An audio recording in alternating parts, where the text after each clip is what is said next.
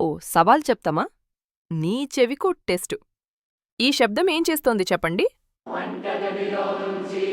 వాస్తవపు విన్నపం. ఆ టక్ టక్ శబ్దమేంటి? ఏ. పచ్చడి మసాలా నూరడం. బి. రుచికరమైన మసాలా పౌడర్ తయారీ. సి. ఇడ్లీ మావు కలపడం. నీ ఊహను కామెంట్లో చెప్పండి. ఆ చిటచిట శబ్దం వినిపించిందా? ఏ. వడియాలు వేయించడం. బి. నూనెలో మిరపకాయల ముద్ద వేయడం. సి. తాలింపు కోసం నెయ్యిలో జీలకర్ర వేయించడం. మీ ఎంపికేది?